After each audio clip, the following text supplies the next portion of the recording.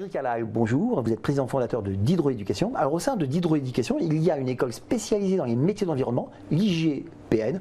Alors vous connaissez bien les métiers de l'environnement, ce sont des métiers très porteurs, très demandés, très à la mode.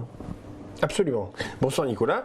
Alors effectivement, je vais faire un petit topo sur les métiers de l'environnement. Alors, les métiers de l'environnement sont très très vastes. Dès qu'on parle de la nature, on parle du métier de l'environnement. Alors il y a les métiers de l'environnement dans évidemment toute la partie recyclage, qui est peut-être un peu la moins sexy. Nous, on est focalisé sur la gestion et protection de la nature.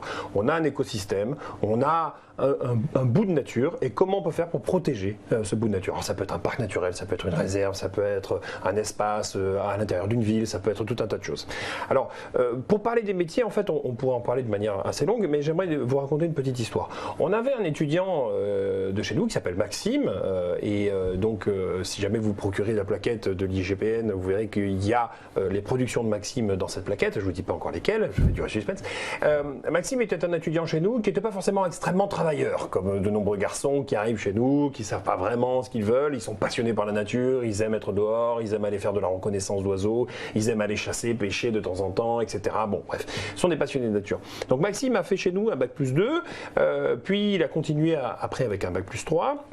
En fait, Maxime, il était passionné par l'observation des oiseaux, par l'observation des reptiles, par l'observation des animaux de manière générale. Il a commencé à vouloir voyager pour aller observer des animaux ailleurs que, évidemment, sur le territoire européen.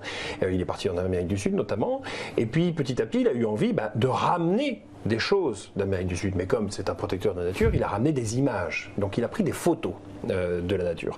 Et donc petit à petit, il s'est spécialisé dans la photo de la nature. Et comme c'était un peu un aventurier et qu'il aimait bien, il aime toujours d'ailleurs aller parcourir des terrains un peu nouveaux, il a commencé à faire des reportages photos dans des endroits de plus en plus exotiques, de plus en plus reculés, et il a commencé à prendre des espèces en photo que des chercheurs européens n'avaient jamais vues et n'avaient jamais pu avoir l'occasion d'approcher. Donc il est revenu avec ce matériau photographique en France, il s'est fait remarquer, puis il s'est fait subventionner par une grande marque d'appareils photo qui maintenant lui offre les objectifs, l'appareil, etc. Et maintenant il guide des opérations de scientifiques en Amérique du Sud particulièrement, et il les amène dans des territoires un peu reculés dans lesquels ils n'ont pas l'habitude d'aller pour faire de la reconnaissance, pour faire de l'étude sur certains mammifères, sur certains oiseaux, sur certains types de reptiles, etc.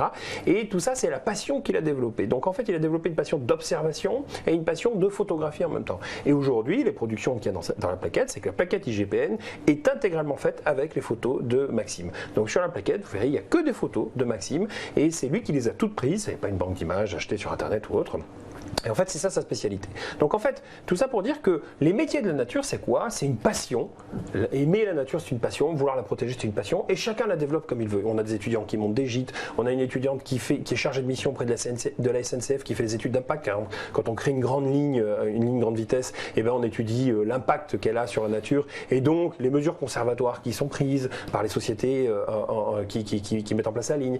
On a des étudiants qui travaillent dans des associations. On a des étudiants qui travaillent dans les parcs, dans les réserves, évidemment. On a des étudiants qui travaillent dans des villes. On a même un adjoint au maire d'une ville du sud de la France qui est spécialisé en écologie. Alors c'est pas l'écologie politique, peu importe, mais c'est l'écologie de comment on entretient le territoire et comment on fait pour toujours faire en sorte que la nature et l'homme puissent cohabiter ensemble. Donc c'est ça. Les métiers de la nature sont très très nombreux. Alors des métiers de passion, insoupçonnés comme celui de Maxime, et des formations, puisque vous avez parlé de l'exemple de Maxime, bac+2, un bac+3.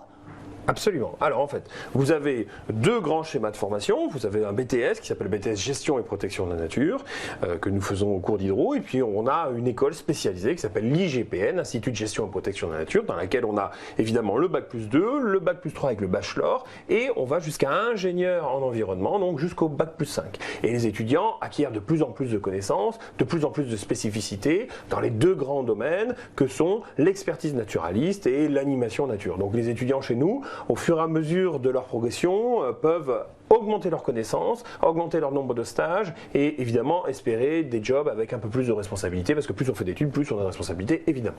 On peut retrouver les photos de Maxime sur votre site? Absolument, le site en est truffé et je conseille à tous les gens qui veulent recevoir la plaquette de se la procurer. Ils verront de très très belles photos, notamment d'oiseaux. Juste l'adresse du site pour ceux qui igpn.fr. igpn.fr. Adrien Calal, merci. Merci à vous.